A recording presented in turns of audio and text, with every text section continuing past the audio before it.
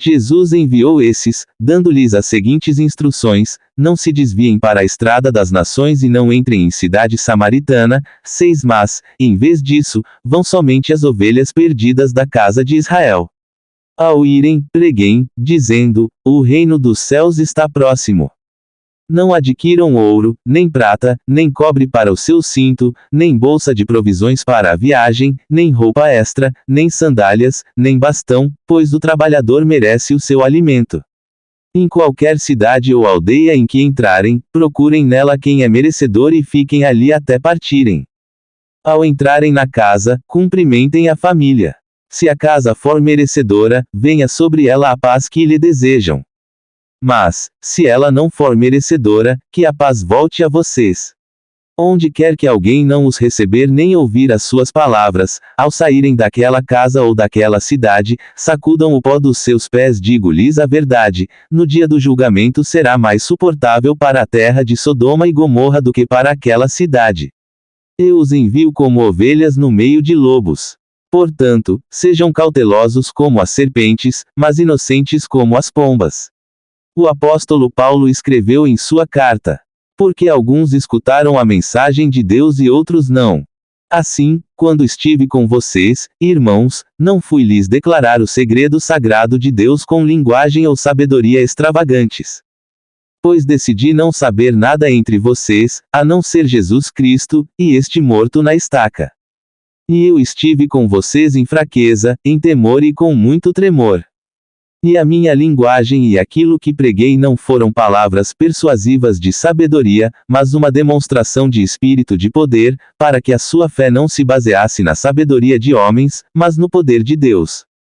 6 Ora, falamos de sabedoria entre os que são maduros, mas não da sabedoria deste sistema de coisas nem da sabedoria dos governantes deste sistema de coisas, os quais ficarão reduzidos a nada. Mas falamos da sabedoria de Deus expressa em segredo sagrado, a sabedoria escondida, que Deus predeterminou antes dos sistemas de coisas, para a nossa glória.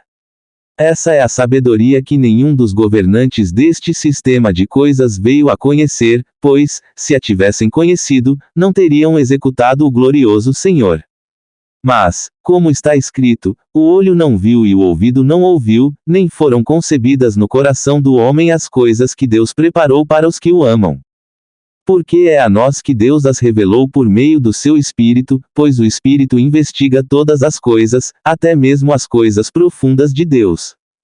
Pois quem entre os homens sabe as coisas de um homem, a não ser o Espírito do homem que está dentro dele? Assim, também, ninguém sabe as coisas de Deus, a não ser o Espírito de Deus. E nós não recebemos o Espírito do mundo, mas o Espírito que vem de Deus, para que soubéssemos as coisas que nos foram dadas bondosamente por Deus. Dessas coisas também falamos, não com palavras ensinadas pela sabedoria humana, mas com as ensinadas pelo Espírito, ao explicarmos assuntos espirituais com palavras espirituais. Mas o homem físico não aceita as coisas do Espírito de Deus, pois para ele são tolice, e ele não pode conhecê-las, porque elas são examinadas espiritualmente. No entanto, o homem espiritual examina todas as coisas, mas ele mesmo não é examinado por nenhum homem. Pois, quem chegou a conhecer a mente de Jeová, para poder instruí-lo? Mas nós temos a mente de Cristo.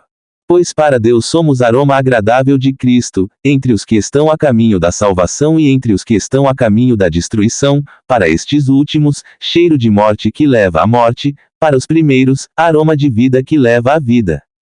E quem está qualificado para isso?